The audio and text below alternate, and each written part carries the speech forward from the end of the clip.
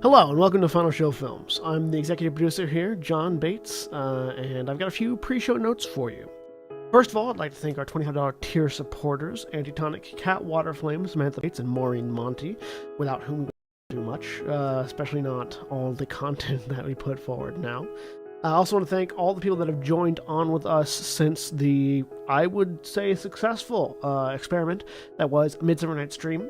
If you're interested in that, go check out our YouTube channel, where youtube.com/Sensaku, where we performed the world's first, as far as we're aware, live stream production of a community theater performance of A Midsummer Night's Dream. That sounds like a lot of qualifiers. It's more just because that's the way I talk. Please go enjoy them, feedback, let us know if you'd like to see more of that in the future. If you'd like to support us financially, you can do so on our Patreon page at patreon.com/films. Follow us on Twitter at Final Show Films, or follow me personally at John A. Bates for all future updates and live notifications for our live stream. In the meantime, sit back, relax, enjoy. Hello, everybody. I apologize for any potential noise outside of my door, and I'm Aaron. I'm the GM. This is BreakVerse, which takes place in Zenera, and we're going to introduce people. Jeremy. Hello, my name is Jeremy, and I am playing a character. I am absolutely playing a character. This character's name is Your Ipsis. snake character. This character's name is Ipsis, and she is a Yanti Pureblood Ranger. And Andrew. Hello, I'm Andrew, and I'm playing Ferrin, the Asimov Swashbuckler Rogue. And Hello. Tyler.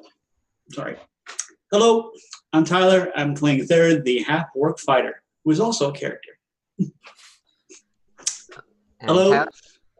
None of these characters have the reality warping powers of a Mary Sue, because I am the GM. I'm the only one who Damn gets it. to warp reality to my will. Or the Some- bodies of a porn goddess. Inside jokes are a thing.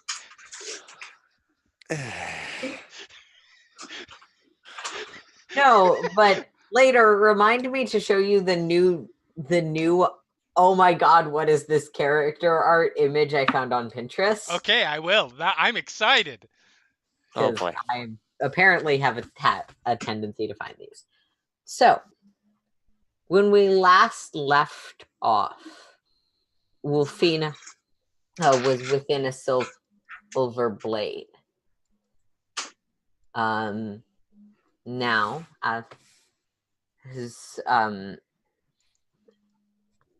as the you guys watch, having settled in to begin the rest, she returns from the sword, her form sort of glittering with silver light as she steps out of it. She picks up the sword and looks around.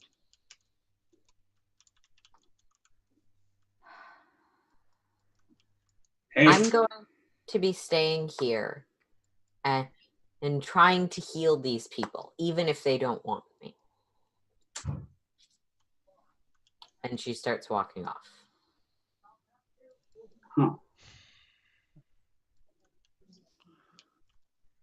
okay. I thought we were on our way to the town and had just made camp.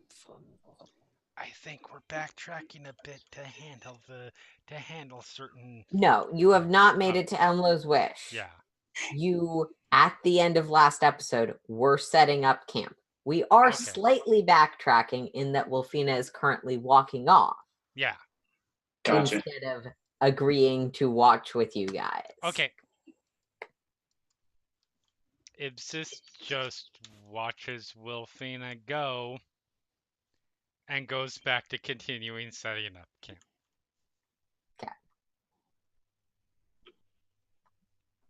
All right. So, if none of you have anything to do about that, watch order preferences. I'll go first. Okay, I will go. I'll take the middle of night one. Cool. Third watch then. All right. Yeah, so first watch give me a perception roll. Sure.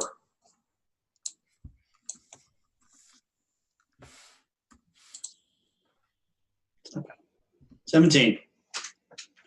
Cool. Not bad. The first part of the night passes uneventfully. It's generally cloudy, but you actually have decently long sight lines, so even with most of the moons in waning, there's enough light to get you through Okay. this fall night. Cool. Do I see anything? Not much. You spot you are keeping your eye on the road, but you don't spot anyone who seems to have the inclination to move at night. Right. Just people on the road, basically. Yeah, one or two people. It doesn't seem like there's tons of movement. At one point, you sort of see an owl duck out of the distance and fly, presumably hunting something. Right. Okay. Nothing that strikes you as particularly threatening. Fair enough. Your watch comes to an end. Second watch. Yep. Perception. Yep.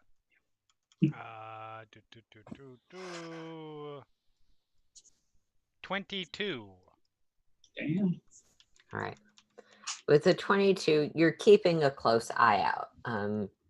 You see some nighttime wildlife, coyote and owl, stuff like that. Everything seems to steer decently clear of your camp. Okay. Yeah. Yeah, I'm just keeping where I am unless anything threatening shows up. Nope. Okay. No, this time. Wake up.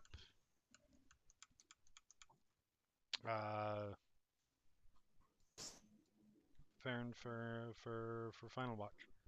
Okay. Farron, just give me a perception roll. 15. As the hours sort of roll on, Farron, you're seeing much the same. Not too much, not too much. Then, off in the distance, you spot something that seems large. Maybe hulking as it heads down the road. It's not something you necessarily can pick out with a 15. You can just hear the thud, thud, thud of not horse beats, nothing that sort of small or recognizable. Just something large making its way down the road. I'm going to keep my short bow close to hand and be ready to wake up the others if it comes our way. All right.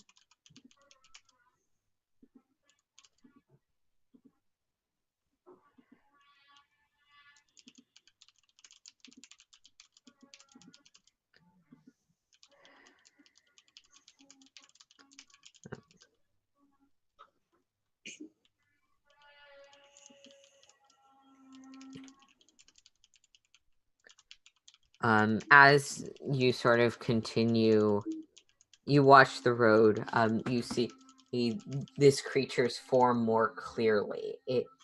It's roughly humanoid shaped, though maybe twice the expected size. It's sort of roundish, almost made of maybe clay or something.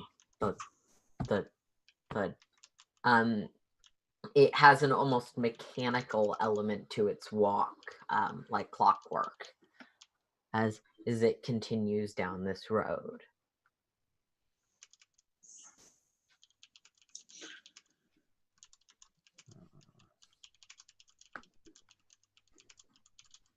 It's a little ways off from you, but you do see at this point that each time as it continues walking, its head sort of twists around 360 degrees is with like a small spotlight beam shining in from it.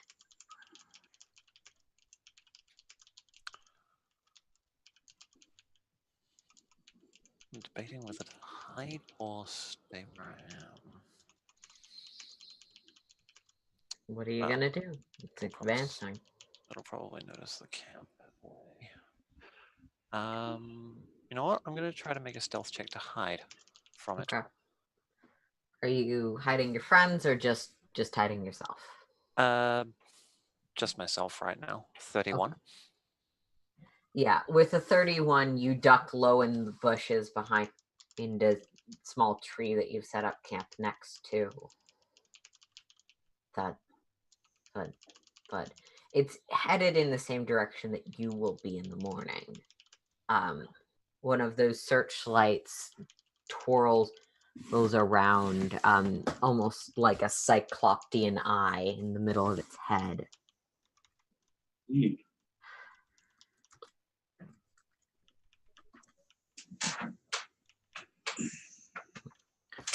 You think that it might catch Ibsis where she's sort of leaned up against a tree to sleep, but the beam passes just over her, seemingly not spotting you as it continues moving, that spotlight continuing to whirl around it.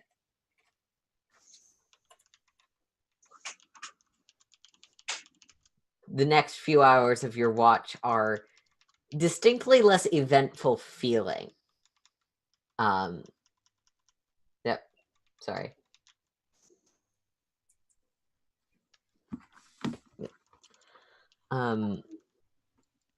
As eventually you all come to wake the next morning.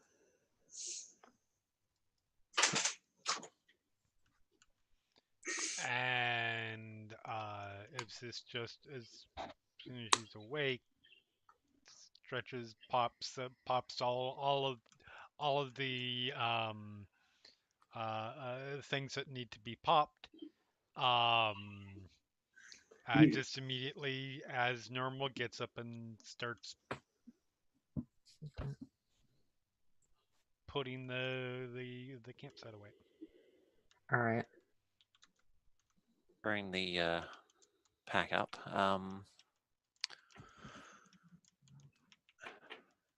So, did any of you see some sort of large construct-ish thing on the road? Because I did. I did. Oh, I thought it was an owl. No, wildlife. That would be it. When How you say big? large. Yeah, how big? Well, if I had to guess, I'd say about twice my height. That's big. That is large. And it appeared to be searching for something or someone. Huh. That is large and concerning. Very. Yeah, so Can you describe it perhaps a little bit? I'm not entirely certain, but I think it was some sort of golem. It was heading towards the town we're going for. Ah, shit.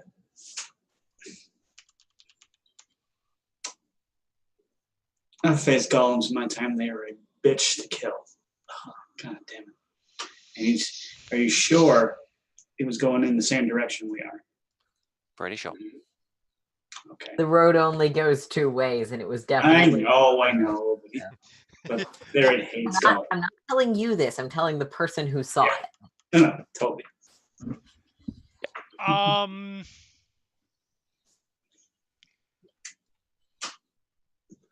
Arcana, religion.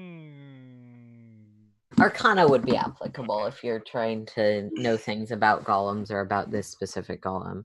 Yeah, just based you don't on get your benefit description, 'cause location. constructs are not one of Yeah. your favorite enemies, but Correct.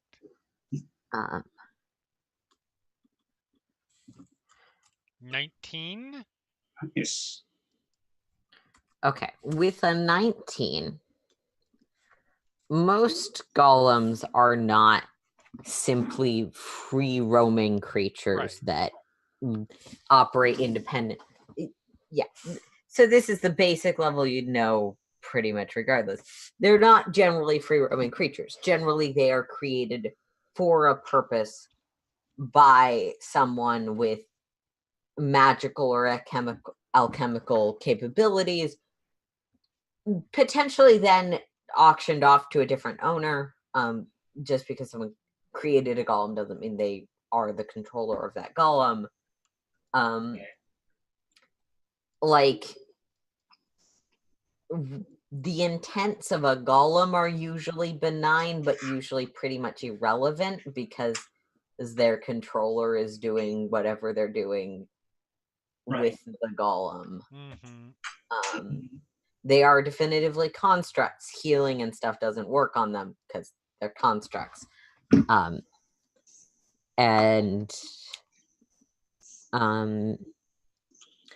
With a 19, you'd also be aware that they are very hard to hurt with non-magical weapons, Right. or with acid. They tend to be immune to most of the things that would affect the mortality of your flesh, like they don't get tired, stuff like that. Okay. Now, this is a valid question. I probably should. Actually, I should probably know this, but I don't. I realize suddenly. When you said when a creature is resistant or immune, etc., to or vulnerable to a particular type of thing, except magical items, and you're using a magical bow with non-magical ammunition. Right. Basically, one or the other has to be magical. They don't have to both be magical, but okay. Not magical ammunition and non-magical crossbow would work. Magical crossbow, non-magical ammunition would work. Obviously, if they're both magic, the question is irrelevant. Okay. But yeah, I always figured that. Obviously, I don't know if that's rules as written, but if it's not, that's dumb, and I'm overruling it. Yeah, because like I know that if the ammunition is magical, of course that always works because it's the same thing as stabbing. I was just never sure of like, well, my crossbow is very magical, but it fires normal chunks of wood. So yeah, I sort of treat it as one or the other. Like, cool. Unlike if you had magical ammunition, it's not particularly magically durable ammunition or anything. Right. But yeah. Cool. Then how will I look? I am surprised I have not asked this before, and now I feel kind of silly not having asked it, but how well equipped are you? Me? Both. Are you equipped with some sort of enchanted weapon? Yes, I have one. I have my blades and my longbow. Perfect. And this crossbow holds it up, which is not mine. How much of that, and is that all magical? Let me double check before I say yes or no. No. Is any of it magical? No. Okay. The reason I ask is because we will need, if we end up, if we assuming that we are going to this town, which I'm going to assume is the plan. It is. It is. Then there's it is fair to say we will probably end up in conflict with this thing unless this thing is simply returning home to its master. I feel like we probably would have seen a housing for something of that size. Yes. So it's conceivable we may end up in conflict. It is very resistant to things of non-magical nature. Okay. Good to know. If it's like most of its kind.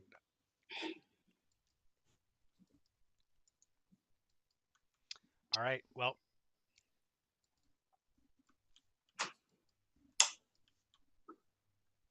All right. So as you're headed out, just because you are aware of this creature already, Ipsis, give me a survival check. Okay. Yeah, I assume that you're I ready want to to track. do the survival meeting. Track that big boy. Absolutely. You're in grasslands, if that matters. Okay, yeah, that just means I don't get any of the bonusy things. 14. Okay, with a 14, I mean, the tracks are not hard to spot or keep up with. There are deep tracks in the sort of mucky part of the dirt that is sort of inevitably kicked up by horses and other stuff along the trail.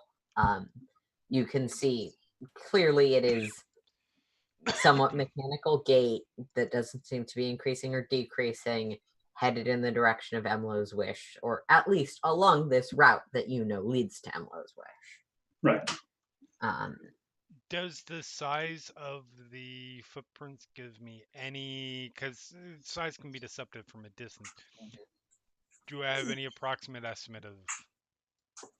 Mechanically, you are guessing this is probably a large creature and probably a pretty burly large creature. Okay. Right. So like at least 8 to 10 feet, no, but not like 30 feet tall. No, not Okay. Not like 30 feet tall. Hi, kitty. Bye, kitty. I'm distractible. Yeah, fair enough. Kitty.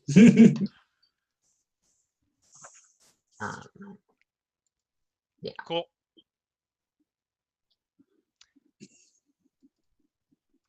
All right. Should we just start? I'm seeking input. Should we simply start heading straight for the town through the road, or should we follow the? I'm assuming they're pretty parallel to the road, but it might diverge. I think we can just follow the road. Okay. Yeah, and if it diverges, that's good for us. That is true. Also good for the town. Very good. Yes. If it's hostile. If it's hostile. It probably is hostile. Most things are. Oh, that's been my experience, anyways. Mine too. There's a lot of hostile things in this world. It's very weird. Almost like it's set up that way. Baron thinks about that for a second, but says nothing. The tactful response. Very tactful. Baron is like, crap, I'm outvoted by the mercenary-minded folks now. Oh, no. It's more that she doesn't want to get into an argument. No. Fair. Well, I left it wide open for you. I find in my experience that most things are hostile to me. All right. Anyways. So, argument averted. Yes. The group heads on towards Emlo's wish. Ipsis, with your survival check, you do note when about an hour into your journey, the tracks just take a 90-degree turn and start heading into the grassland and presumably towards the river or maybe something else that's in that direction of you. Huh. Oh, it has diverted. We're not following, are we? I mean...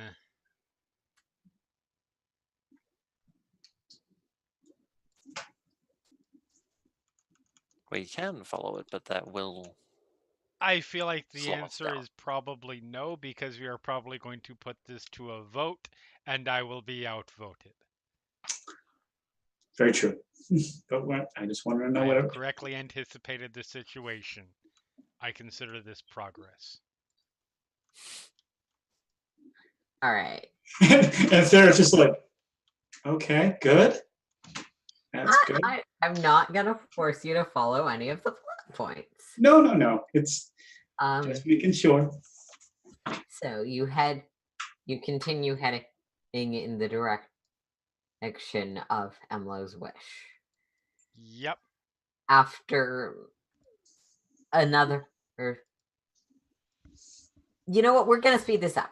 After a day and a half more of travel, you start to taste the sea breeze and make it towards the actual coastline. Is there anything that any of you wanted to do while on the road before you get to the town proper? Third is good. Nothing in particular. Not.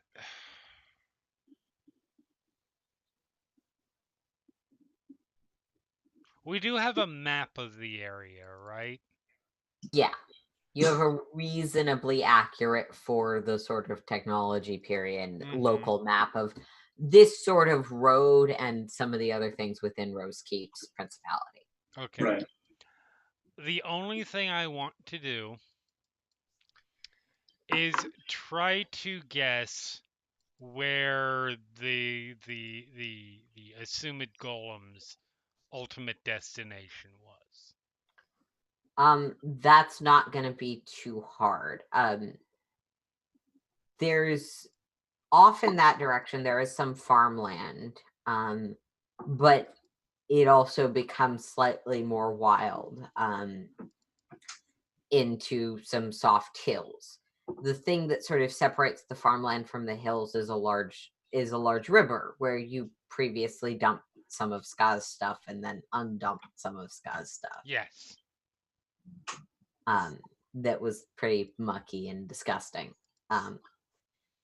If you assume that this creature continues heading in the direction it was heading, which you have fairly good reason to, it would be headed towards the river and then potentially up that mountain. Okay. There isn't like a city directly in that direction or anything, though. I mean, maybe a hut. You obviously don't have all the huts in this area marked on your map, Right. or small houses, or This map is insufficient. Understood. yeah. I'm trying to give a decent description and just failing. No, I get it. It's Yeah. This has high standards for maps. Are you sure Jack didn't replace you in this game? No, Jack would understand that you can't put every hut on a map. That's also fair. Ipsis does not understands but doesn't care. There should be some way. This is a world of magic, for fuck's sake. Magic and monsters. Easy for you to say that, Miss Level 10. Think. Yeah, something level like 10. that. Yeah. All right. Yeah. All right. So yeah, up the mountain to intersect with the river. Okay. I will just keep that in mind, and assume that at some point we're gonna have to go up the mountain. Mountain. I thought we were getting a ship. If I understand correctly, the plan is to sell your services to get into the Underdark. Is that? That was the plan. That was the plan. Yes. Yeah. But if this is assuming if a gigantic golem has randomly appeared and walked in a random way up the mountain, that is probably significant in some way, and we're probably going to find out. Ipsis has some genre savvy. Cool. So, eventually, you guys do crest over the hill towards the town of Emlo's Wish. Those of you familiar with the Seafolk areas would think of this as a very decrepit, poorly run port town. Those more familiar with the Confederacy, this is a decent small port. You see a few ships with large sails docked on the edge. You also can spot small fishing craft. It's about midday, so most of them are out doing the fishing, or at least you would assume they are doing fishing.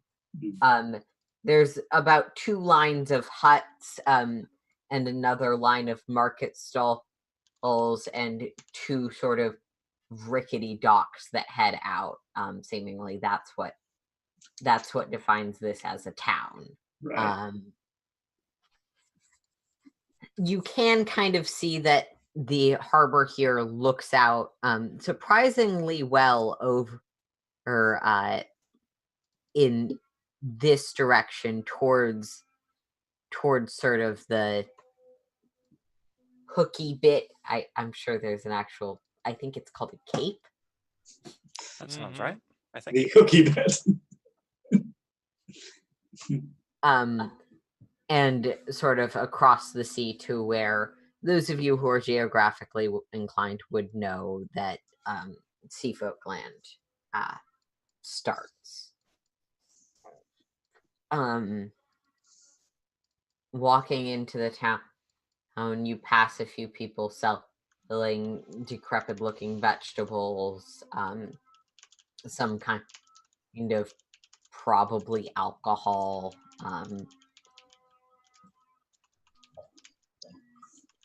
other stuff like that.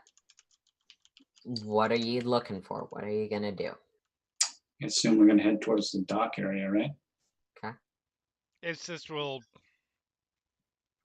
look annoyed and a little bit frustrated, like I'm gonna have to leave this. I'm not going anywhere, but I am. It may stun you to learn I am not good with negotiating with people. that's No, fine. no, really? Sadly, You seem so personable, Bibbs. You really do. And I just give, detected that as a joke, and yes. I appreciate it. Yes, well, I'm glad you appreciate it. But no, more to the point, any negotiation and bartering I have done in my life has been in the Feywild. They operate under a very different form of currency. Makes sense. As we found. Ibsis demonstrates 5 times the level of self-awareness Wilfina ever had. Pure, this is the character who operates on pure logic. You're not wrong. And self-hatred. So.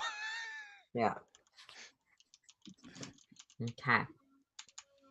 So, you're headed towards the port.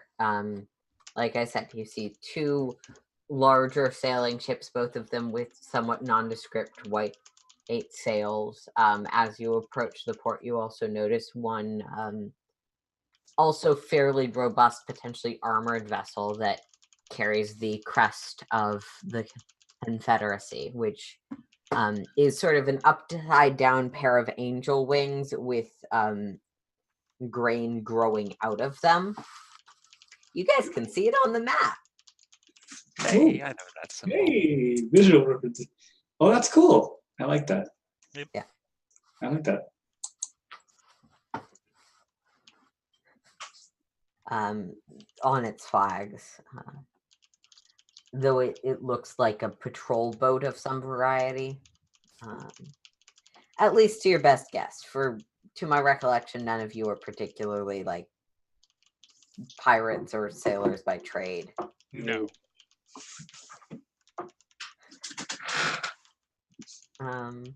Yeah. And in addition to that, you see a few small fishing boats that seem to come in and out, bringing in today's catch. Which is also being sold at the market stands, I assume. Yeah. Highly likely. Where do we go from here? We can try one of the white sail boats or the Confederacy one. Does anybody have any objections to sailing on the Confederacy ship? I don't understand the political differences. Yeah. It's possible that, well, it's entirely possible that the Confederacy ship isn't even headed for the embassy. That would be a concern. Or for Roll that matter, me any socially oriented role you have proficiency in. All of us, or just No, specifically Farron, because Farron would have good reason to know this. Socially oriented, so persuasion. That works. All right. Come on, roll high. 17. I'm burning a luck point for this because that roll was a 5. 26. That's much better. Boom. With the 26, you may have stayed out of politics, but you're very aware of like the war is a thing that's happening, what its sort of general state is, just because that's unavoidable in your position. Currently, the only actual open conflict happens along the Frostwall and somewhat between the navies on the sort of edge of the Frostwall, though given that's frozen Arctic land, it's a little challenging to do it there. Of Halberd and Confederacy. Those two are fighting. The Wood Elves versus the High Elves. You know, with the occasional giants and ASMR and stuff. That's the only open conflict. The sea folk obviously get involved in being mercenaries, but if the Confederacy is sailing warships to the deep lands, you've got a bigger problem, which is that the war has exploded. And everyone's involved now. Because if the deep lands are involved, the sea folk are going to actually mount their own armies. So... All right. So... you would certainly hope that a military vessel is not headed for the deep lands, even their embassy. It's entirely possible you have been out of the political scene for a little while, but that would be bad. All right. So if the Confederacy ship is going to where we're going, the world is a lot worse off than I imagined. So it's How probably does that going where affect we that? think we're going. Then is what Sorry, I you're missed saying. that. So it probably is then. If the world, because the world is probably in terrible shape. I think we may be thinking of that in different terms. What I was trying to say was I think we'll have better luck with the white sailboats. And who are the white sailboats? I have no idea. I presume folk who live here. So you're saying we should just find someone more local? Go talk to... All right. On a merchant ship or something. Let's go talk to the white sailboat people. All right. All right. White sailboat people? Is that the accurate term to use? Probably not, but we won't know until we know what they actually do with their ship. I am not up on my nautical terminology. Neither am I. They I'm both so look at- excited to call their ship a sailboat. I am so disappointed we don't have the pirate twins here for this. Oh my god, they would be right now. Ipsis would just be dragged into an alleyway and murdered quietly. Suddenly, Ipsis dies. I feel like Einar and Ipsis would get along. Probably. All right. Yep. So Okay. I am Yep. following the Upworlders leads. All right. Alright. You headed towards one of the sailboats. Where are you actually going, guys? I imagine out onto the dock to see if Huh? there's actually someone Like- on the ship that we could speak with. Yeah, or like a merchant ship. Or All something like that. I mean, you can see the ships that are here. Yeah. But like I just want that clear. Yeah. Yeah. So as you approach the white sailboats, you see that one of them is sort of there seems to be a guy in a long bluish coat, a long coat, who's exchanging a few gold with one of the local fishermen, as is a few more people who you would assume to be local fishermen from their clothes help presumably ship workers load large quantities of these small sort of catch fish onto the ship.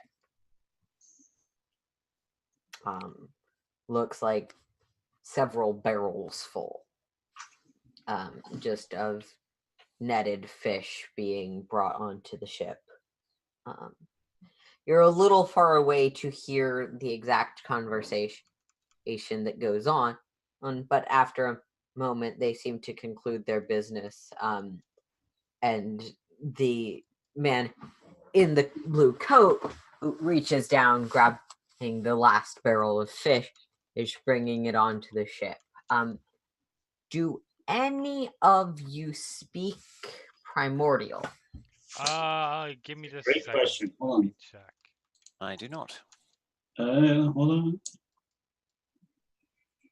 I do not. I do not. Nope. You don't know exactly what this man barks at his assistants, but you know that they seem to quickly start doing ship things and grabbing on ropes. Look, none of you know what's going on, so I have to be good at it. And doing ship things and grabbing on ropes. But as he sort of turns around, he definitely sort of eyes you as clearly picking out that you're a bit of a strange conglomeration. Big old work. It is Sizing you worth up. mentioning, by the way, when they approached the town, Ipsis took out her crossbow. She hasn't been pointing at anybody, but it's out and like in her hands, ready. Yeah. Throughout. She's not looking threatening with it, but these are estranged people. And strange things are threats. So, Yeah. she's just sitting there with the crossbow loaded, of course. Ipsis just standing is there. uncomfortable with what she does not understand. That is a lie. She is perfectly comfortable with everything. No, she's not. Not at all.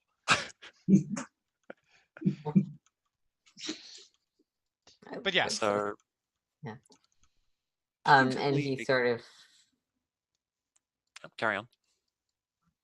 just sort of was looking at you at this point. I didn't mean to interrupt. Pointedly ignoring the crossbow that Ipsis is carrying, Farron will take a few steps forward and raise a hand in a wave and say, "Hey, looking for a few extra hands?" Well, now that would certainly depend on a great number of things. But lots could be arranged.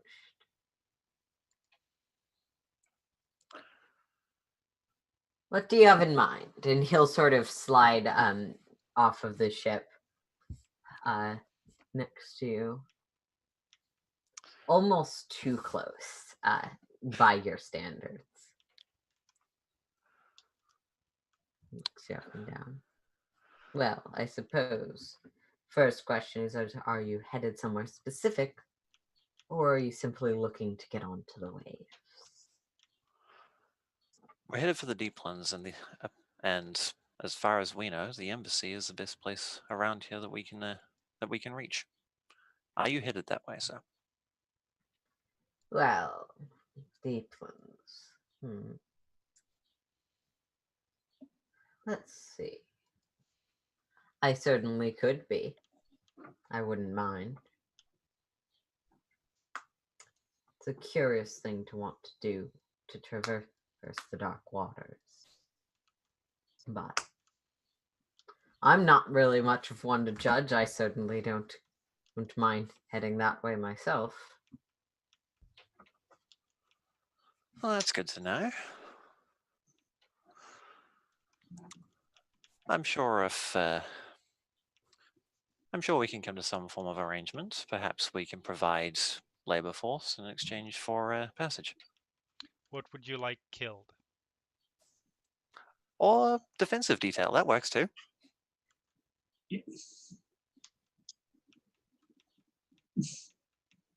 Well, I actually think we might have a slightly better solution to both of our problems. You see, one of the routes my men and I use, just one of the Duragar's pet whatever hers has been stirring up some trouble a little close to shore. Now, of course, it's a Duragar creature, so if you follow that river to its end, if you'll pardon the parlance, you will end up in the Underdark and not have to deal with any pesky customs. Yes, of course. I've heard about needing permission to get into the embassy. Yes, permission that I could acquire, but I take it you don't have the coin to incentivize me. But you take care of the creature, you follow it down its hole and the deeper end of the sea, and from there you're in the deeplands. You have my attention. My crew can take you out that way and provide you with breathing accessibility. I take it you are not the guild folk. Nope, no gills here. Nope. Pure hack work. To be clear, I want to make sure that we are talking about the correct thing. When you say guild folk, you mean people with guilds. People with guilds, not people who are in a guild. We are neither, but I want to make sure that He'll sort of smirk at you, and while to this point he looked human to all of your eyes, he sort of throws back the cloak a bit, and you see sort of the flesh of his neck fluctuate, rippling to show those small gills that seem to be on the side. Does that answer the question? I was right. Just wanted to make sure I was right because we should not assume such things. Very good. Well, seems like we certainly have a deal. The only question is, I don't imagine you're getting something out of this for pointing us in the right direction. Well, I'm taking you to kill a monster that's obstructing my trade routes that I really would prefer to not have to keep going around. It adds an extra day to the journey. Yeah, and honestly, worst case scenario, I've tossed a few people I barely know to their deaths with breathing apparatus. If you'd like to compensate me for the breathing apparatus, that would be about 500 gold apiece. No, we can afford that. No, we're a little. Conversation was going. Lovely, dear. We will do the killing instead. I did think so. Guys can make me an insight roll. Thank you. I was literally just going to ask, can I make an insight roll? Ask for rolls. Okay. Like, especially in social situations. Jesus, 16. There's a specific roll you want to make. Okay. Ooh, 19. All right. Farron, I mean, the guy's shady, but he seems to be being reasonably honest, and he's not exactly offering you a great deal. Hey, go risk your lives, and I'll throw you into the ocean at the right spot. Right. Risk your lives. Is not necessarily a great bargain, but it is an honest one as far as you can tell. He's being straightforward. He's being straight. Yeah. Okay. And he's not being straight. Why would you assume any character I make is straight? Sorry. I apologize. That is point. I apologize. The thing that catches you is that he has kind of glossed over what kind of creature this is. Can Yeah, there's- yeah. I was. That's. I'm just. In addition, you also would be aware of sort of that this is not a great deal, but it's an honest one thing I told you. Yeah. And there we'll be like, all right, what exactly are we dealing with here? Well, that is the question of the hour. I don't quite know. I know it's one of the Durgar's. I mean, my old alchemist buddies would say a aberration. I just say freakish monster of the depths. So you haven't seen it. I have, from a distance. It resides within a funnel of dark water. It pours into the sky. Describe it as best possible. It is. It was early morning when I saw it, and for a moment I thought that the red I saw upon the water was the crest of sunrise dancing on the waves. But then I realized that it was the blood of the creatures who had come too close. Fangs on the end of tentacles. Like I mentioned before, very shortly the waves around it rose into a cauldron of dark water into the sky. I know what the Duragar's magic looks like when given manifest form. So, keeping in mind that aberrations are one of my favorite enemies. Absolutely. Nature? Yeah. Arcana? Nature would be more appropriate in this specific context. Okay. So you also are sort of from the Underdark, so you'd know something about Durgar. Yes. Not a ton, but something. Really, Dice? So you were doing so well. Unless anyone wants to look on that. Sorry, I missed that. I said, unless anyone wants to use the luck on that. Nope, I'm not the one making the roll, so I can't. Me neither. Yeah. With an 8. Here are a few things you would know. The Duragar are submarine pirate dwarves. That's the first thing that you would know. You'd also know that they tend to worship a lot of things that balance the line between celestial and aberration. The dark dreams from beyond the deepest sea, stuff like that. You know, think Cthulhu mythos, and you're pretty close to the sort of cool. The aesthetic of the worship. The Durgar themselves are not super accommodating to outsiders in general. But yeah, so those are some things you'd know sort of starting off. We're you'd killing the also know dwarven that hentai god, okay. You'd know that this is probably not a deity, it's probably just Right. someone's overgrown pet, essentially. If it made its way to the surface and reality is still there, either the dwarves really underestimate their deities, or it's probably someone's lost pet. That sort of level of significance. Sorry, I was being snarky there. Yeah. That's a reasonable thing to be snarky about. I mean, the only other thing with an 8 that you'd notice is hope you're good swimmers if you're planning on doing this. Even with breathing apparatuses, you would need to probably swim to fight this thing, given that this guy does not seem inclined to risk his ship. So it seemed like it was mostly under the water and not above it, and not like on surface level? From what he described, it sounds like it's on surface level, but it has control of the water around it. Okay.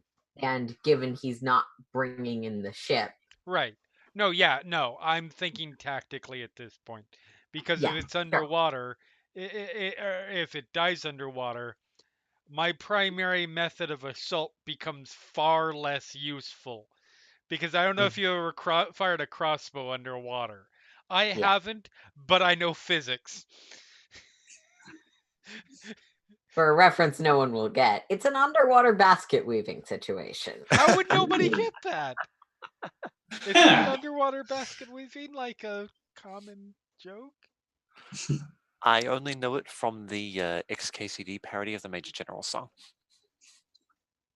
I was making a slightly different reference, but Oh, okay. I wasn't exactly sure how widespread that as a joke thing was. Fair enough. Yeah. Well, I'm down for killing the underwater tentacle aberration. As am I. It gets us where we need to go. If we survive. Gets us where we're going. Yeah. Have you ever swam before? Swimmed? Swum. Swam? Common Oh, is no. not my native language, so words like this tend to trip me up. On rare English, occasion. however, is mine, and I don't know why I don't know the past tense of swam. I think you're right, it's with an A, but then again, I've never heard it said. Honestly, I'd have probably just tried to avoid using the past tense entirely. Have you ever Anyway. tried to? Yeah, I think I'm a pretty good swimmer. On rare occasion? So as it turns out, the correct phrase, interestingly, the simple past tense is swam. However, the archaic, which may be more appropriate to a fantasy setting, is swum. Okay. So as we start speaking the old English.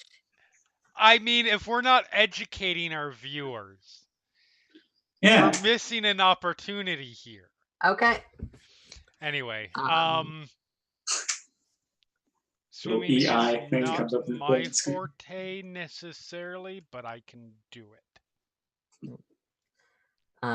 For mechanical context, swimming is typically athletic. Correct.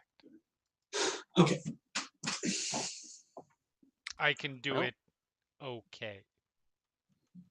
I can hold my breath if that's what counts.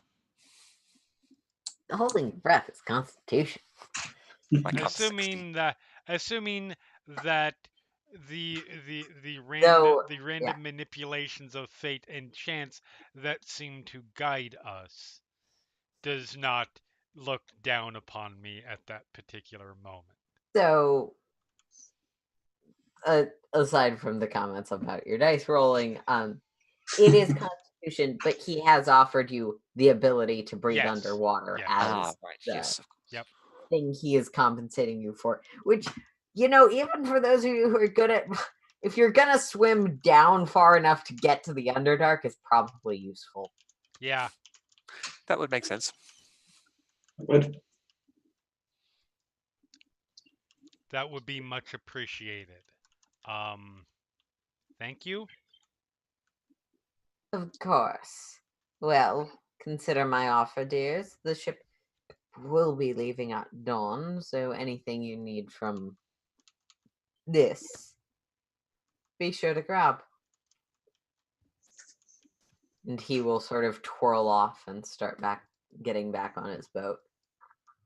Yeah. All right.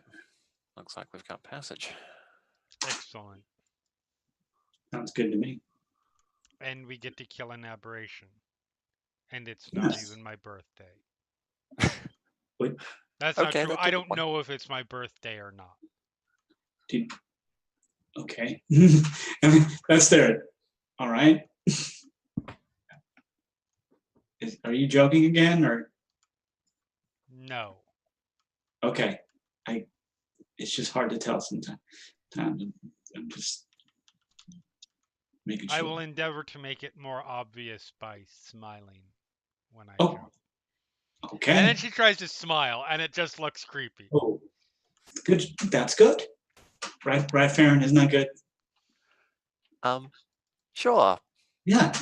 Maybe needs a little bit of work. Yeah. I mean, I'm these I'm things sure you'll take get used to time. These things take time. Like with jokes, like I told you with jokes, they take As time. we continue to be mean to the group sociopath. I mean, she's the group sociopath. You can be mean to her. It's okay. Well, Theron is genuinely trying to be nice. He's not being mean. They're like Nazis. They're the one people you can make fun of now. Okay, stereotypical people are not like Nazis. I'm gonna stop you on that one. I'm sorry. That was terrible. Oh God. It happens. That was surprisingly have strong feelings about things that were said right now. Yeah, but moving on from that discussion, any planning, things you're looking for, things you want to do.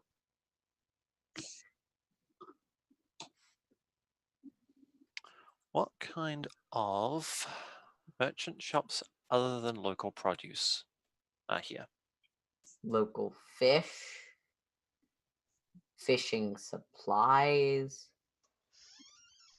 a random assortment of very kitsch goods that seems to be like to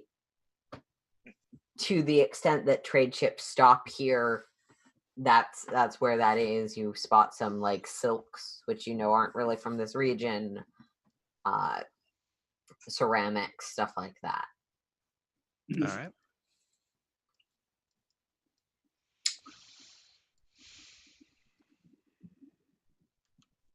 I mean, once we actually get down below, we're gonna be fine.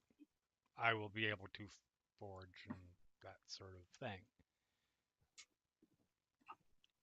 We might more be looking at things to prepare for the oncoming fight.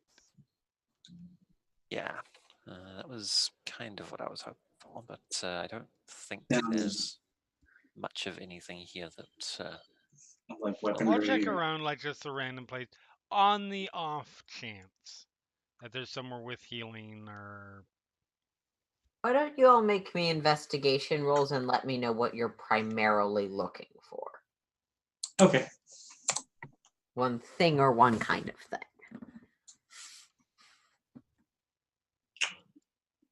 thing. 18 healing. 19. I'm looking for any sort of armor.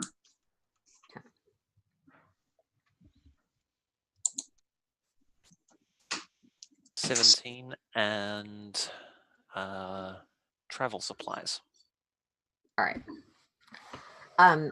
We'll start with Farron because that's probably the easiest thing to find. You can actually find, it takes a little looking, but asking around the different merchants, and apparently there's a guy who does sell sort of adventure supplies out of his shop. Anything under 10 gold from the standard equipment checklist you can buy here. Standard equipment checklist. That's not what it's called. The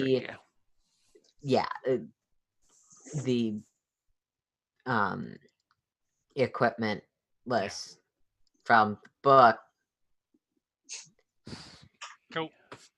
Yeah, you can find that shop. It doesn't seem like he has anything particularly rare. But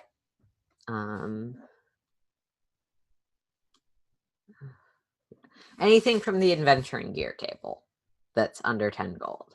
All right.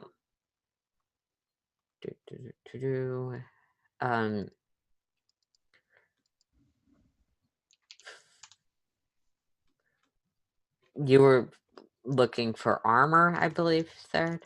Yeah, considering I'm pretty much the tank of this little trio, so odds are I'm going to be taking a shit ton of damage when we fight this thing. Yeah. So good armor.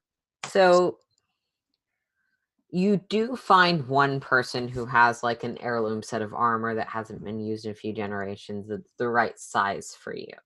Okay. The trick is it is let's see.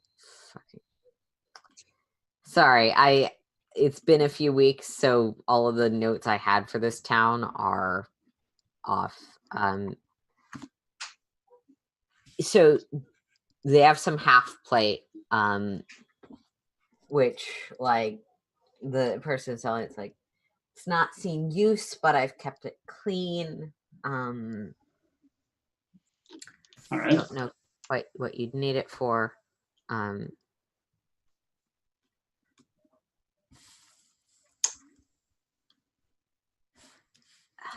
It's not obviously much use in these parts.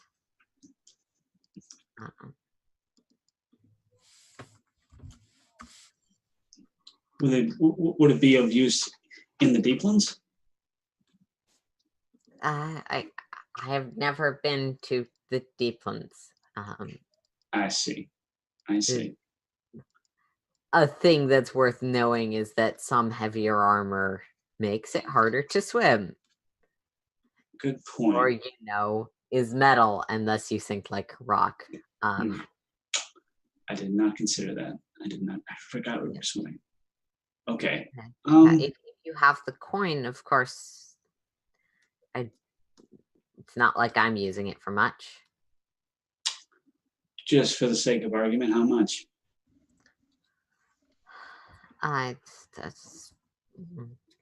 It's not brand new, so 500. Let's double check to see how much gold there it has.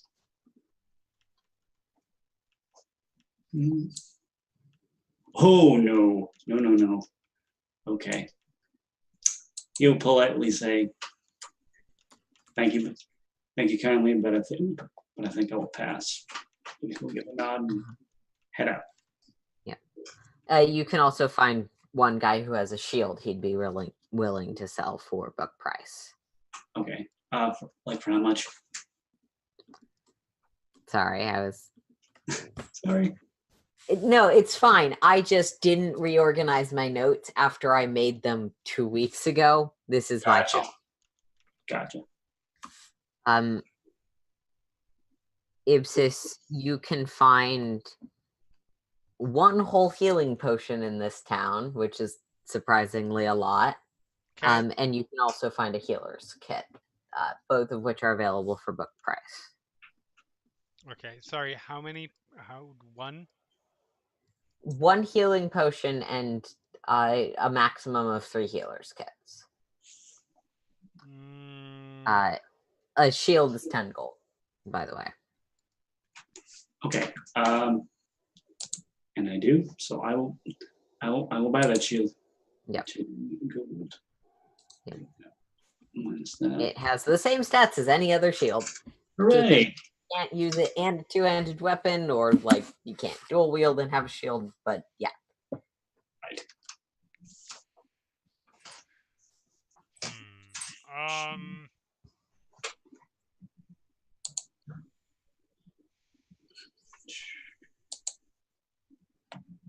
Yes? I'm looking at something really quick. Okay.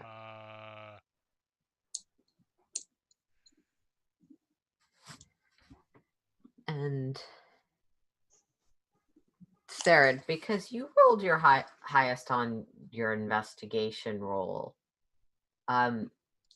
you do spot something a little bit weird as you and the rest of the group are sort of walking around town. Obviously, a lot of people are sort of giving you looks, but you do spot a young girl who doesn't really seem to be with any particular parent, occasionally watching the group of you with bright silver eyes. There will wander over, and as you sort of notice the girl and go up to approach where she was, she's no longer there. can I roll? Can I make a perception? Sure. Okay. Perception.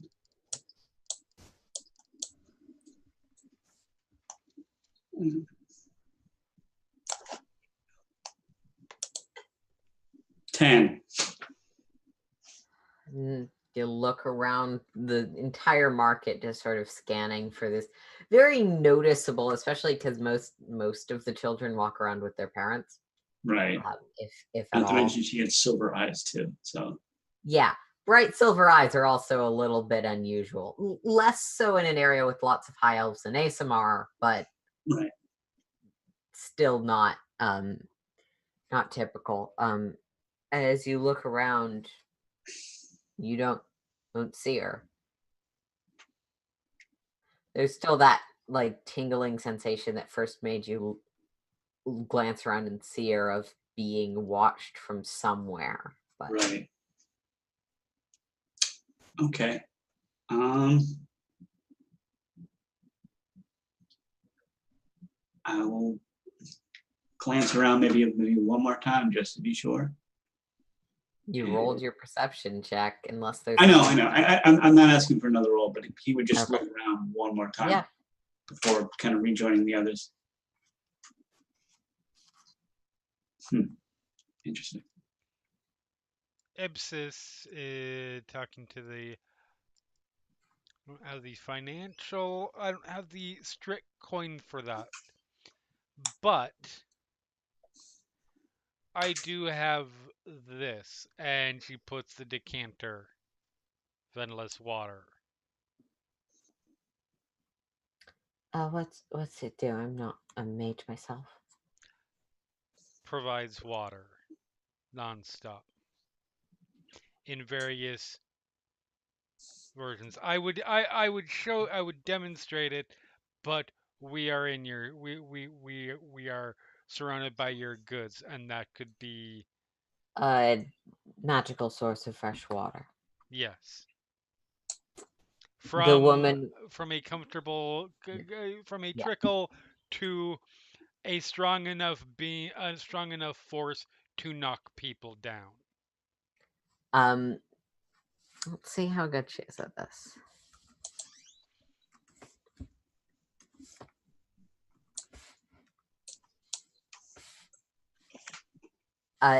She fairly quickly and dexterously will slide all 3 healers' kits and the healing potion across to you, and that thing is hidden in the back of her bag. Wonderful. As all of the stats gamers who are watching rage at the idea of trading a permanent magical item for a healing potion and 3 healers kits. Hi, stats gamers. We're playing a different game. Sorry. It's all about what's useful. I mean, yeah, especially because it's probably pretty worth it to her in an area with serious water contamination. That's the problem, is she probably could have gotten a lot more for that, but oh well. We make our decisions with the information we have. Yep. We make our choices. Yeah. All right. So, having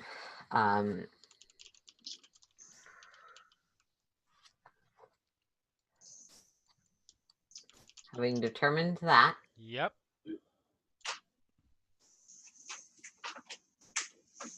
Anything else you guys are doing before dawn, except for probably sleeping?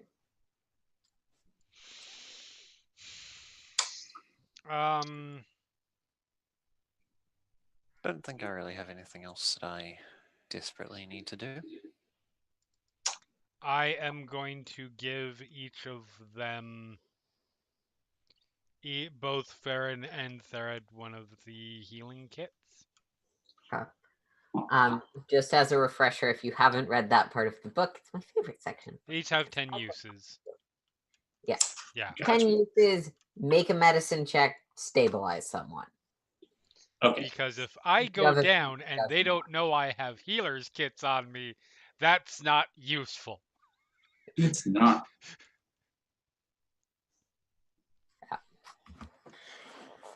All right.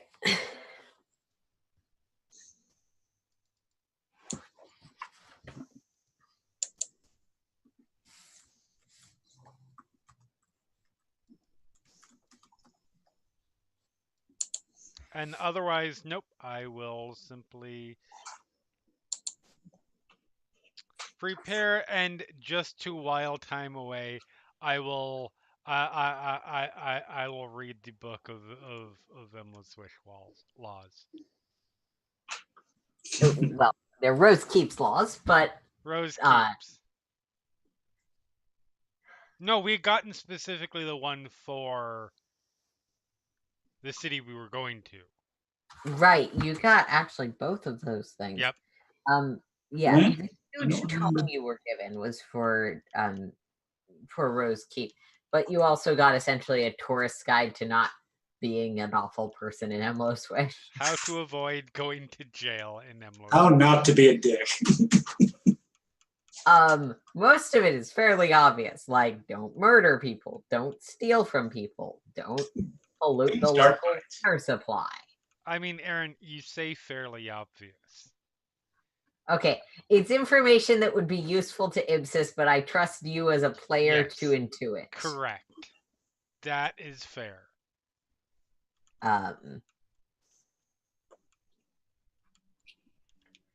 Don't declare yourself a despotic monarch. Aww. Don't Well, I ascend to really God. want to. Ascending to godhood is definitely discouraged, but probably not in this pamphlet. Also, you're currently fighting people that failed to ascend to godhood successfully, so maybe Yes. making that problem worse is not what you want to do right now. Legit. Yeah.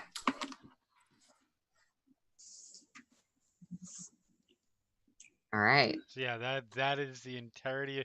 That is the entirety of what Ipsis is doing before sleep.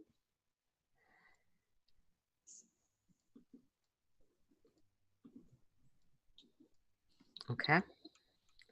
So, barring anything else from anyone else, eventually you guys get a few hours of rest and arrive at dawn at the ship that you'd spoken to before. That same man in a blue coat will come up to you. Captain James, by the way. I realize I never gave you a name. And will sort of beckon you all on to the ship proper. There you can see a few various deckhands around.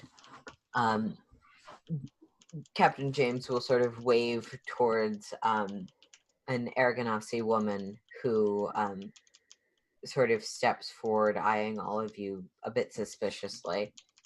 This is my first mate, Carolyn. She Hello. will explain to you what's expected of you and what we will be offering you to assist with your journey. Appreciate it. I, of course, have more important matters to attend to, and more primordial you don't understand as he starts talking to dockhands and preparing the ship to take off. As he leaves this group of you with this woman, she sort of crosses her arms.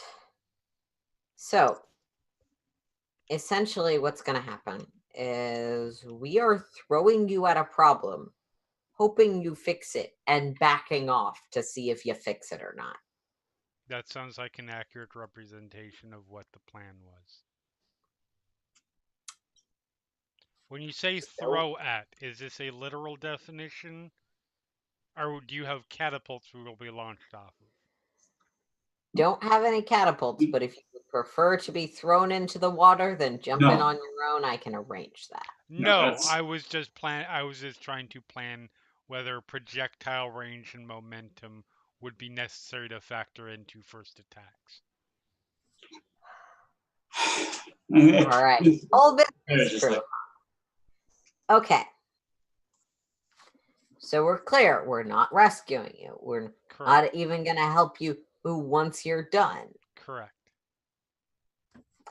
presumably you're gonna head down from what I heard, which sounds fucking stupid to me, but hey, you're the solution to our problem, maybe. That thing is between us and where we need to be, so we're on the same side. Yes. She'll sort of toss each of you a small medallion. Attune to this over the next hour and a half. If it's magic, it'll mean that you can breathe underwater and talk underwater. Okay. It also has a small communication enchantment. You'll be able to directly communicate with the others wearing those. Good to know. I like that. All right. Thank you very much. Keep in mind, if you start dying, you'll also start drowning because you won't be maintaining the magic with your internal magic anymore. Right. All right. So we get knocked out, we drown, basically. Unless someone can get you back away quick enough that your lungs don't fill with its seawater. Yep. That depth, I imagine that'll be pretty quick. Sounds Yep. plain enough. This is acceptable. Okay. Also, once you get down to the deeplands themselves, you'll have to find out why the Duragar are as sturdy as they are. Pressure is a thing. I see. Explain. But, so you know how if you're carrying something on your head, it makes you slower? Like if you got a heavy barrel or something, and she'll actually pick up one of the fish barrels. You're kind of doing that with the air right now. When you're underwater, you're kind of doing that with the water that's above you. The more water that's above you, the more pressure is pushing down. It's more, she'll toss the second barrel on top of the first one. She seems fine. She seems to be able to hold this weight without any trouble. Okay. The more weight or pressure is on top of you. Right. You go down. So think about the deeplands on the surface, on the air surface. That's, you go down into caves, you go pretty deep. The pressure of the air isn't really there, but if all those rocks fell on you, you'd be fucked, even if you could normally hold up a decent amount of rocks. With the water's always going to have that pressure on you. They say that's why the Duragar are so short. Don't know if it's true, but I mean, it could also be because they're dwarves. I don't know. All I know is that I don't like pirates that break the bottom of my ship to steal my shit. So I'm not a fan of Duragar. I don't blame you. Anyway. Kill the monster. Survive of getting down there, and yay, you're in the worst place in the world with the worst creatures of darkness and evil that traverse the land. Congratulations on apparently doing what you wanted to. Otherwise... Has it gotten worse over the last 10 years, assumedly? Something like that? Perhaps. It could be 90, I'm not sure. Time works differently in other realms. But has it gotten worse? I don't know when you were last there, and you don't know either. I also have never been. But what I can tell you is that war that we're fighting, everyone's a little bit fucking nervous about it. The other two don't want to be dragged in, but they're always bracing to. If you're as old as my grandma on this sort of other plane time stuff, my grandma would talk about how Deeplands is really a whole bunch of separate nations, and the land above is just so afraid of all of them that we don't really bother. There's still separate nations, but they now all want to murder us. Yeah. More than before.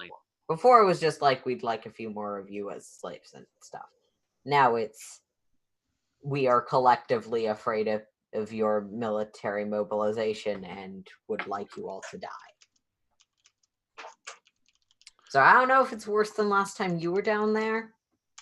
I know that that is, to most of us who live up here, the root of all evil. So we're simply talking about societal and not the actual monsters. Probably, though, I mean, whatever some people might tell you, the things that live down there are monsters. Not that society is not a monster, but, I mean, you know what I mean. I know what you mean, but the Duragar, the Drow, those Hellspawn with the fire rituals. Tieflings? Hellspawn. Tiefling. They're all monsters.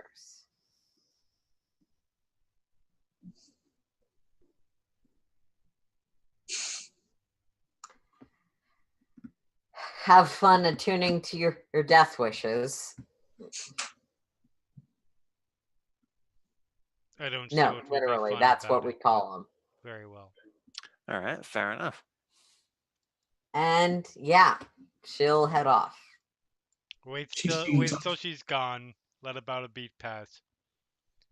I don't think I like her. No, I mean, she seems very supportive, but there's just something about her I don't like. Farron, do you agree? I'm fairly certain she's just doing her job. And is quite tired of things. I mean, her job includes.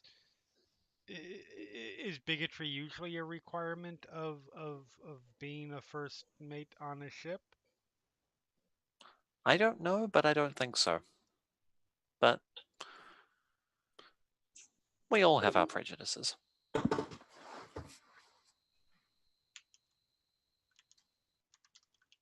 I mean, I'm prejudiced against people who make stupid decisions, so I suppose you're right. We all have our prejudices.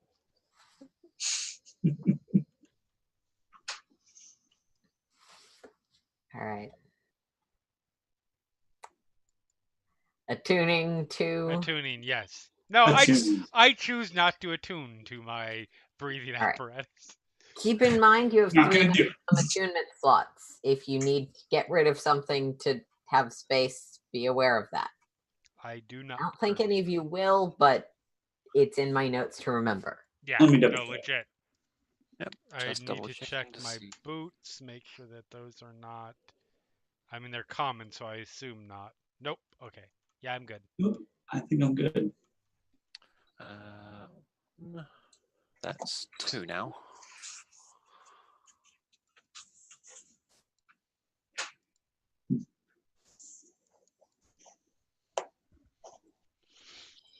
I mean, so whether or not something's common shouldn't be relevant. It's whether or not it says requires attunement. Right. I know. What I meant when I said that was there are, to the best of my knowledge, no common items that require attunement. I thought the Luckstone thing did. Did it? Oh. Yeah. I don't think any of the things you have do. No. Yeah. That was the only thing I meant by it's that, so yeah. Anyway. All right. There are a few common items, but yeah. Any last tactical conversations you want to have?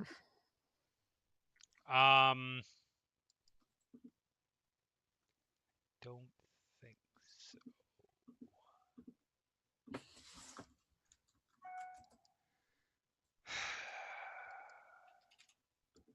I mean, will we be having a plan other than hit it very hard? Well, we won't really know until we see it, I suppose. Yeah, we don't really have a plan to actually see what we're actually dealing with. All right, on the So- fly it is. I'm okay with this. I think in terms of basic tactics, let's try to get hit as little as possible. I am for that strategy. All right.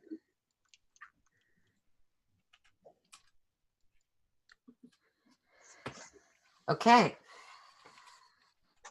After about an hour has passed, you start to see in the distance before anyone calls for you, this large column of seawater that just protrudes out, cycling. Some of you have seen typhoons or cyclones before. It's like that, but made of water and stationary in a way you're not expecting. A column that sort of spurts up to the sky, and like you're not entirely sure if it's just raining or the water from that is reaching as far as your boat is Right. to splatter off. Is the water coming Well, down? in case of seawater, it's definitely that. You don't usually have seawater rain. Yeah. Does the water what? I was going to ask if the water was coming down, but then you said it was raining, so that kind of answered my question. So never mind. Yeah. It's raining seawater, which you could make the general assumption. Yeah. As you get closer, you can see that it seems to actually be somewhat intermittent. It will swirl up and then collapse for a second and then swirl up again. As you the boat starts to sort of turn and you hear more of those conversations in Primordial. The first mate, the Ergonasi woman, comes back. Okay. We're gonna head in there and drop you off now.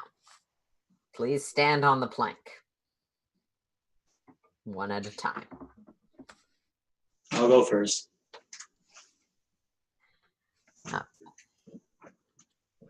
All right. The ship picks up speed, running almost parallel to this thing, making a crest of a circle.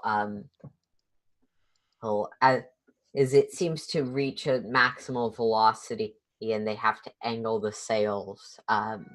Each of you, in turn, jump off into the water. Before you really have the chance to process what's going on, you can see the ship retreating into the distance. And notice that they've timed it for one of these drops in the seawater as it's churning and will soon be spiraling back up around you guys. Oh. You can see the creature now much closer to you than you were anticipating. As I'm gonna drag you guys to a battle map.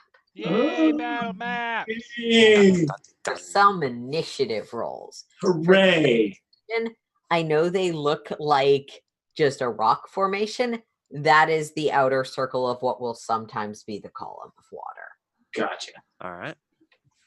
Sorry, which part was the part that looks like it's a rocks? Okay. Can you see sort of what I'm talking about? Yeah, I see. Yeah, it's the outside ring.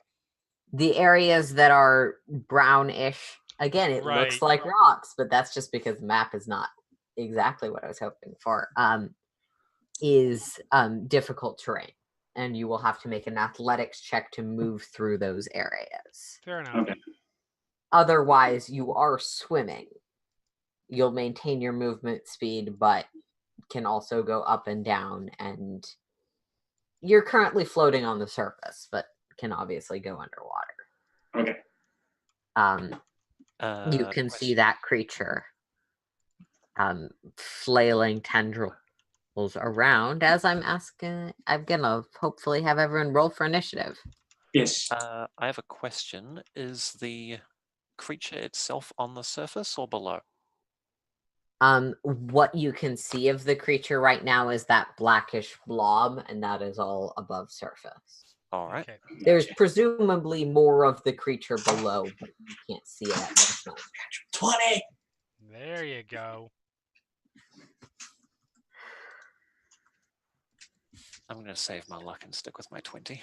Yes. Yeah. Not bad. That's good. All right.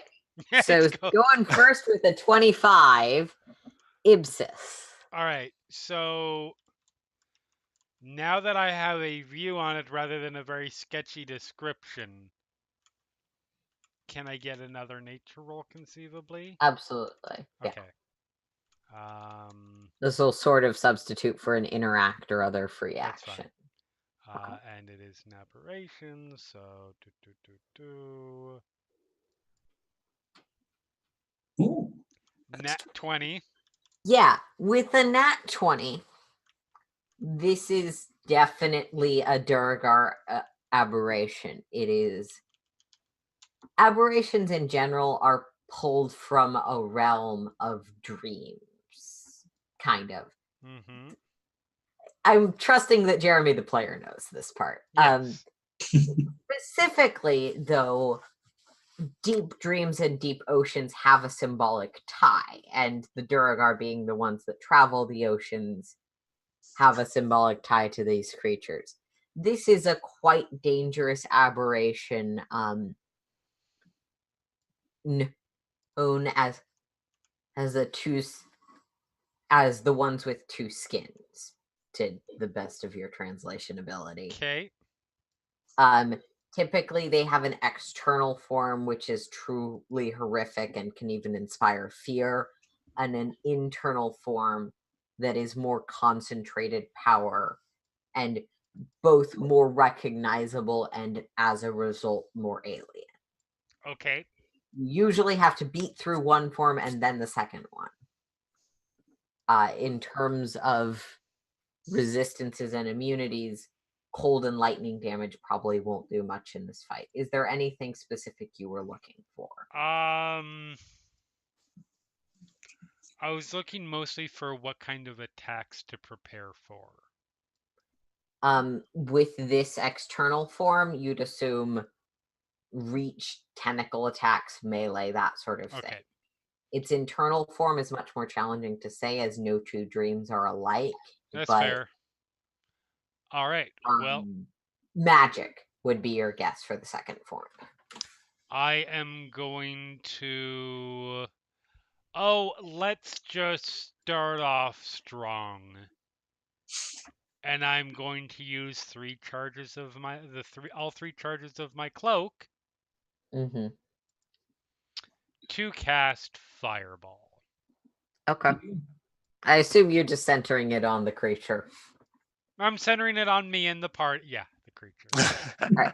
I was just. This is when Ibsis turns. I always ask because I have some people that are like, no, I want to target this specific tentacle. And Right. No, legit. No, yeah. I mean, not exactly that, but that sort of. All right.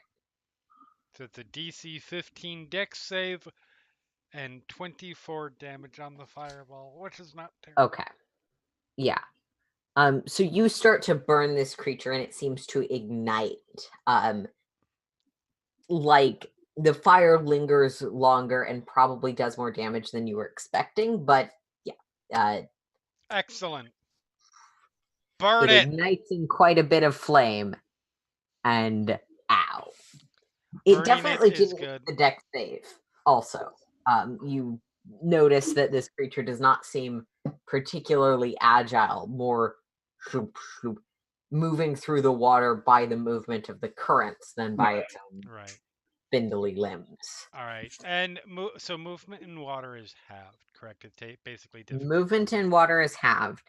And to move through the areas that are brown, have brown specks on them, is an athletics check. Okay.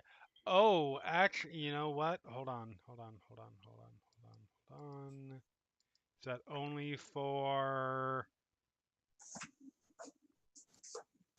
I don't think that is only for... Yeah. I believe your ranger thing does apply to this. Yeah, because land it's stride. I can essentially move through swimming non-magical difficult terrain at no extra movement. Huh. So I can. So the athletics checks will still apply, but you can move at full speed while swimming Okay.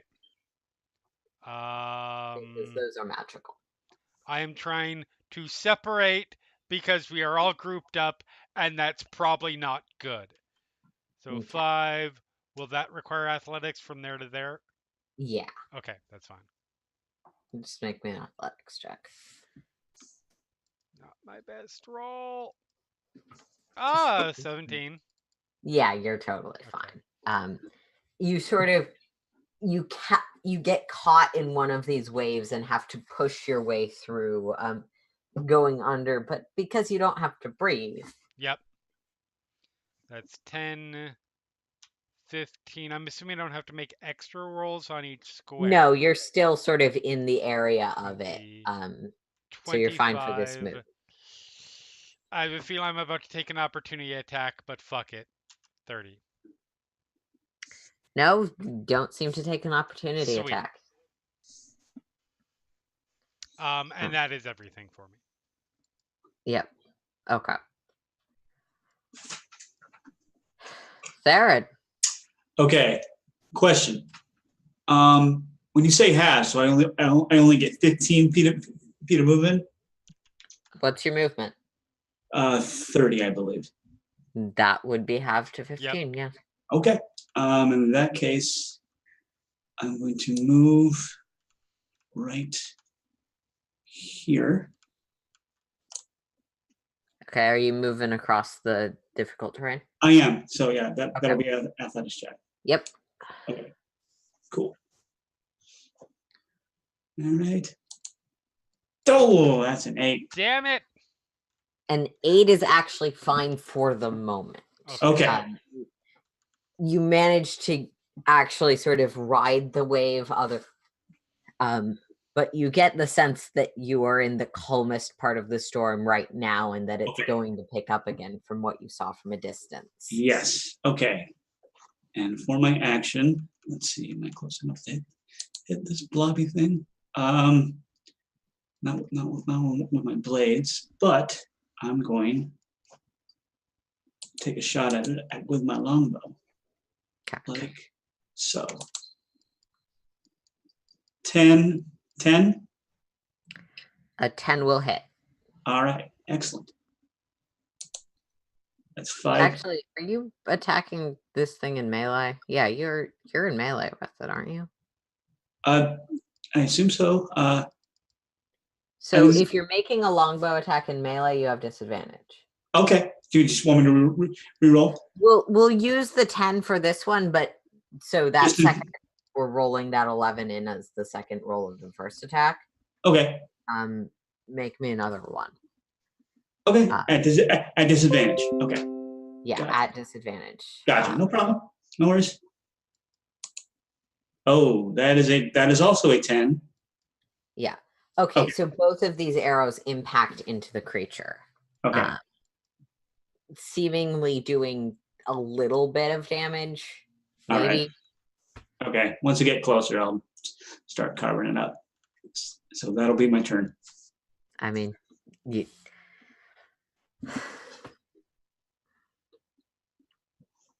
yeah.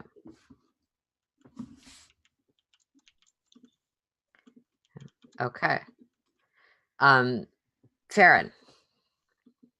Okay, so Tharad's in melee range. I have a question. What type of action do I need to use my eagle whistle? It is not specified. There are, if something says an action, it means an action. There are actions and bonus actions. It's not specified in the text. Okay.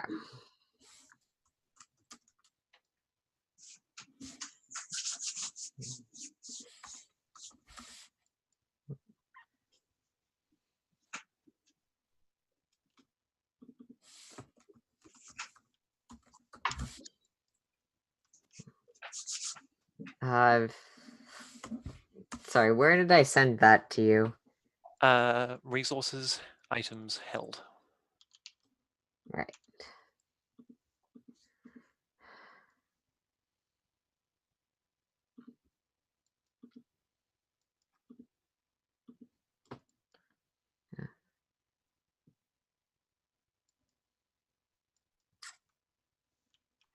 So it doesn't take your action to do it. It's part of your move. But, like, for that amount of time, keep in mind you can't perform verbal components. You can't do anything that would require letting go of the whistle or breathing. So I need to hold on to it? Well, yeah, you're continuously blowing into it, and for that length of time, you're flying. Okay. In that case, I'm going to make an athletics. No, I can get adjacent to Thera without going through the difficult terrain. Mm-hmm. So I'm going to move 5, 10, 15. And attempt to stab with my rapier. All right. So you are currently flying or no? Not flying now. Okay. Yep, go for it. 23. And Okay. and I get my sneak attack damage on this, I believe. Yeah. Because I have an adjacent ally. 28 damage total. Nice. All right. Is your weapon magical? No. Okay. So yeah, you pierce into it, and the blobby flesh seems to be somewhat resistant, but you cut pretty deep into one of the tendrils. All right. I'm going to take. I will take my bonus action to dash. Okay. And retreat to that. Do you have the thing that lets you disengage with your attack, or no? I have fancy footwork, which means if I make a melee attack against it, it can't make attacks of opportunity against me in my turn. Okay. Actually, it doesn't Swashbucklers. matter. It has reach. But good to know. Cool. Swashbuckler backing off a bit. On initiative count 20 after Farron goes. Oh my god, I didn't even realize. Yeah, we're all ahead of potential lair Yeah. action. As the lair action activates and this wave starts to swirl up, becoming more intense, clearly going to gout next round. Seemingly the choppy areas of the water become more dangerous. Okay. And on initiative count 2, because is not good at dexterity, each of you are going to get a tentacle attack because it gets 3.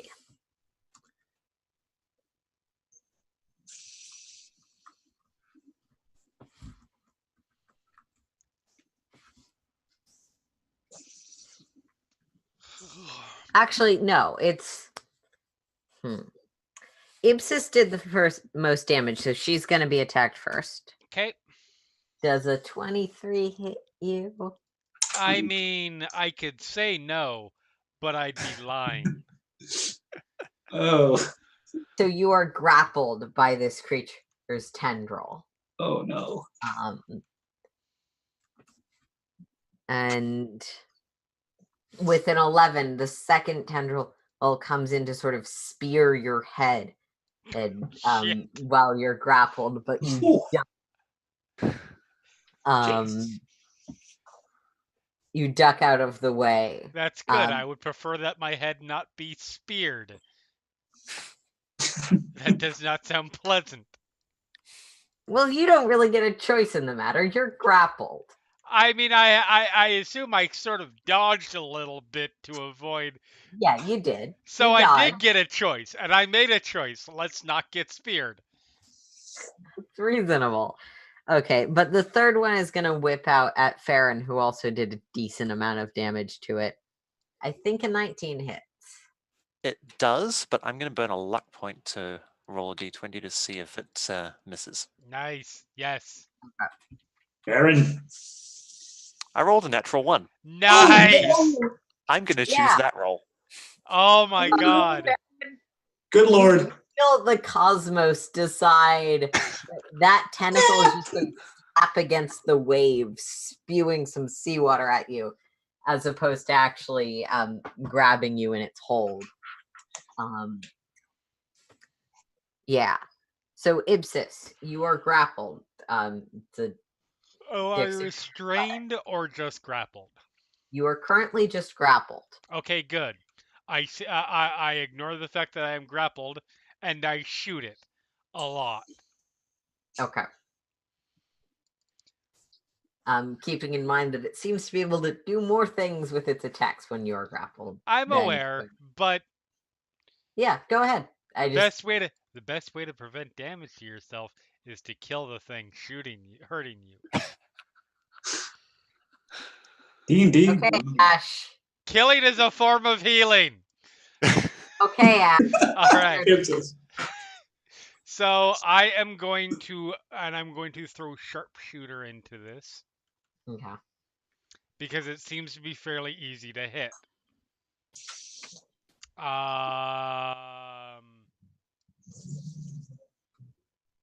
That would be a 21 or 21. Okay, that's with sharpshooter. That is with sharpshooter. Yep. Okay. Because I'm at a +9. Wait a minute. Let me see. It the- looks Why did like that it's not? Why did it adding not? plus. I checked it. I seem to recall that negatives on the modifier thing don't end up working quite right now. Okay, so that is. Okay, so take 3 off of that. That is an 18 then. An 18 will still hit. Okay. Well, I'm just not going to check that then. So 8. So that is this plus 10 damage. So 21 piercing damage. Okay, and your weapon is magical. My so weapon is magical. It carves away a bit of this, and you can start to see the form underneath. As it's pretty badly damaged at this point. And my second shot, also sharpshooter, Okay. is Jesus. a 27 to hit. All right. 27 sharpshooter is damn good. Okay. Yeah. That'll hit. Wait a minute. I'm still doing this wrong. Those should have been a 16 and a 20. They're both above 10. Yeah, okay, yeah. Yeah. I was checking your base dice and not concerned. Fair but- enough. For 16 piercing damage. All right. Another arrow sort of flies through this creature's blobbish form. And Therad, that would be your turn. Let's see. I just want to check and see if one thing. And as a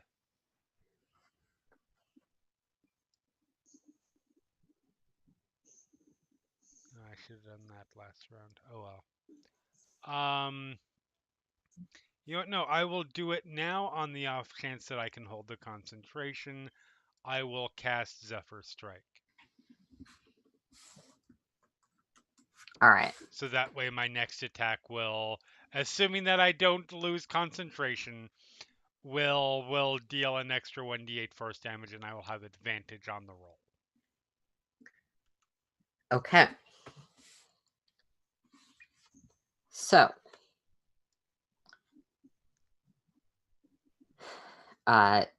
Third, your go. Okay, I'm going to move closer to this tentacle right down here. I'm going to use my short swords. So that's 21. 21 will hit. And for my second attack, that's a natural 20. Will also hit. And I'm going to use my action surge for a third strike. That's a 10. Will hit. So it's 14. 21 points of damage, I think. Okay. 22. Oh, thank you. All right. And Yeah, you're cutting away at this thing. It seems very close to. Well, you don't know what Ipsis knows, so it seems pretty fucking close to dead right now. Ipsis is going to yell out really quick. Oh, yeah. We're not done when it falls. can I use my bonus to dash back or no? You're not a rogue, so you You can't. don't have the ability to Good to dissociate. know. Thank you. Yeah, read your own abilities. Gotcha. Nope, that's fine. That's fine. That's my turn.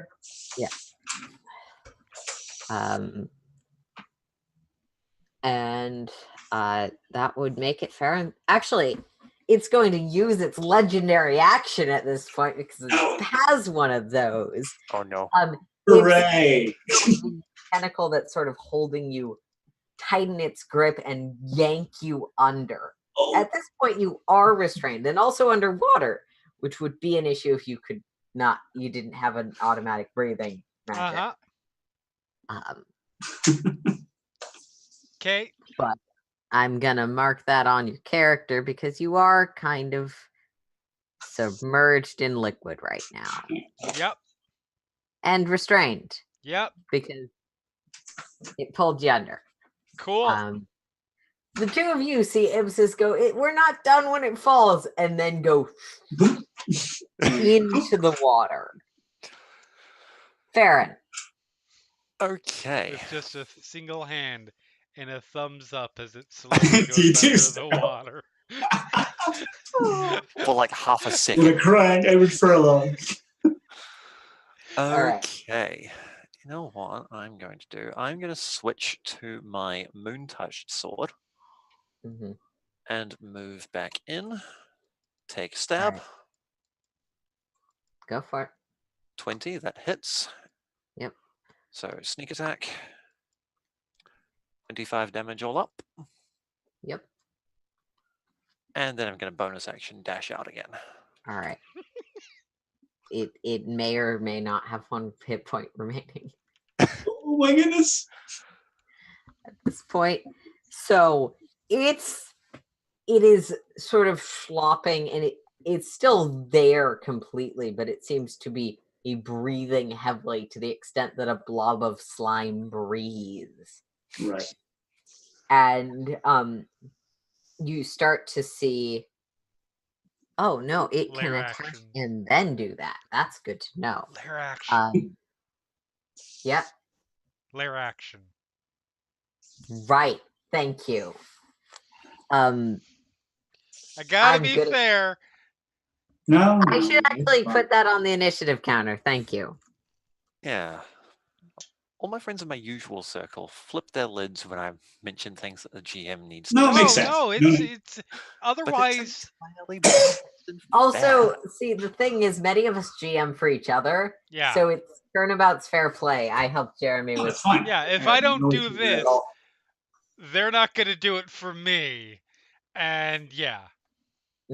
Exactly. Also, don't you want this to be a challenging and fair fight with consistent mechanics? I did say Absolutely yes. we should Yes. die fighting a giant monster.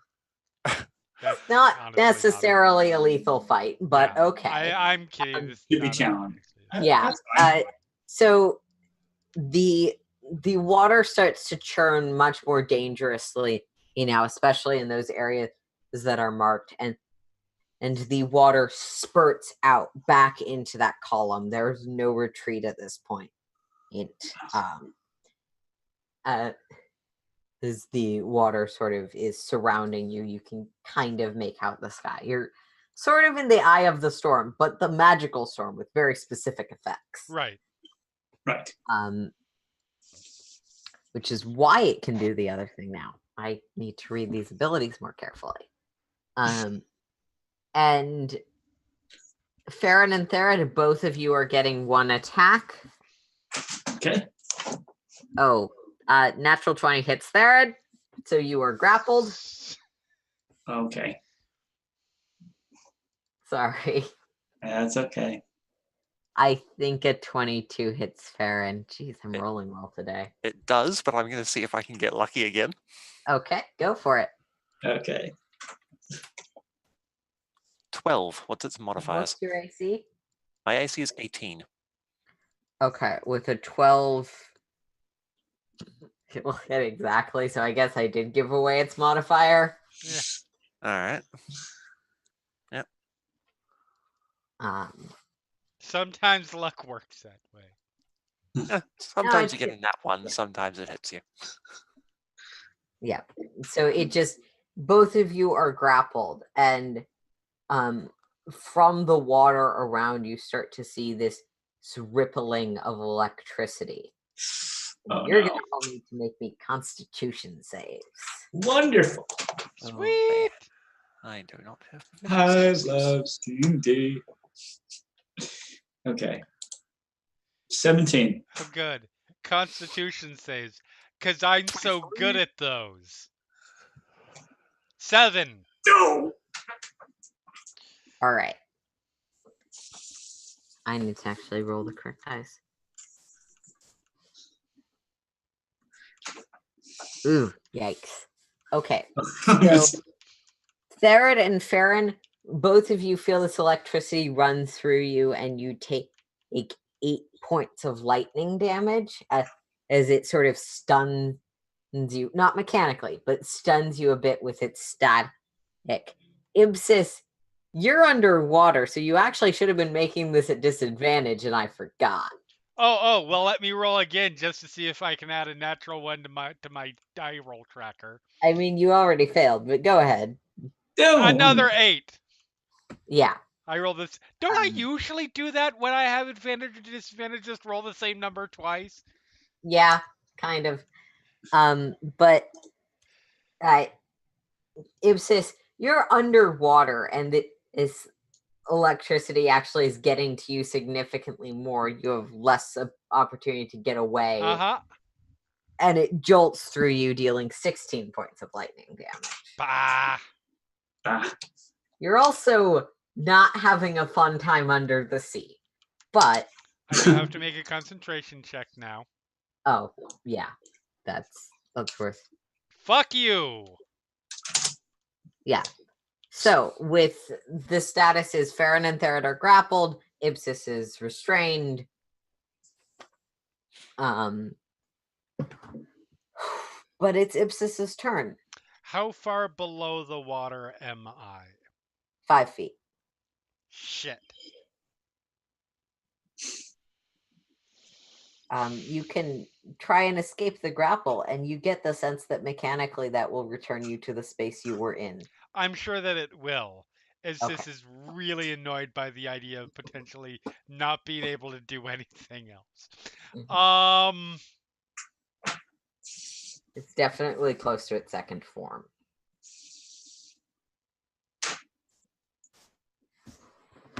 Question. Yep. I am underwater. Mm-hmm. I don't believe the ruling on this in the book is explicit. Am I able to cast spells with verbal components?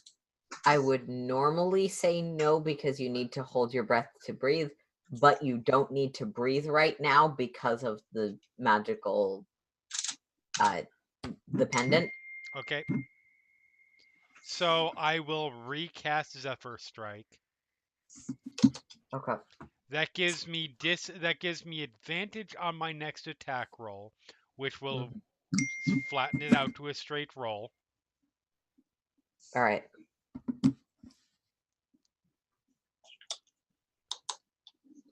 Oh no, never mind. I'm not doing that. I'm doing something else. Okay. I am going to use my. Hopefully this works. Hopefully it's not immune, but I'm going to use my Yanti special ability and cast Poison Spray as a cantrip. Okay. DC 14 Constitution save, or take 6 poison damage. All right.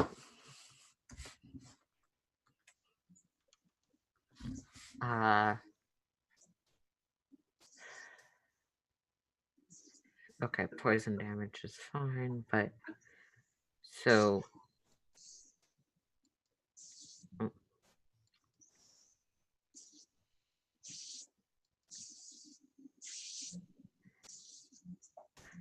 yeah, okay, fair enough. Did it Bit fail? poison at it, and you feel these tendrils. They're still restraining you, but lose their tension with the body of this creature. As all of you see it just slop off off, revealing the metallic golden form Oh, underneath.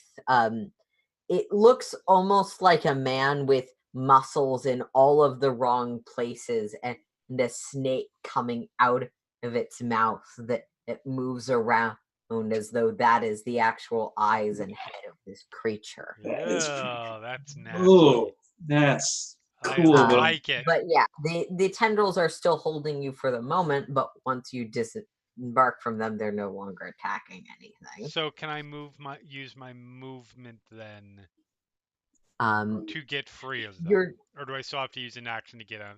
Yeah, you still have to use an action. The Okay. status effect remains. It's just that the creature can no longer attack with the limbs. Cool.